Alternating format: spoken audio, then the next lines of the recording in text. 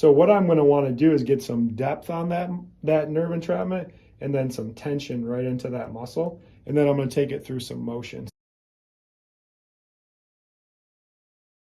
Let's do median nerve first. So a lot of times median nerve ends up being the culprit for what's called carpal tunnel, but that doesn't really tell us anything. Anything I always say that says has syndrome in it is usually bullshit for I don't know what's really going on. So what a median nerve will present with a lot is some numbness and tingling and a little bit of pain in through here, and then up through here, and a little bit of that fourth finger. So that can be symptom location where you get that. What can actually get caught is first really deep in here. There's a muscle called your flexor digitorum superficialis. I practiced that one.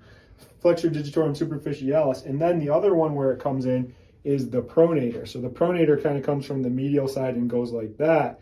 And then as I get my depth and tension, I'm going to straighten it out first. And then I'm going to open that up just like that.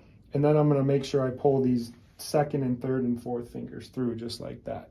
And the client is going to feel a lot of tension and pull. When there's a nerve entrapment in there, the muscle can't function how it's supposed to.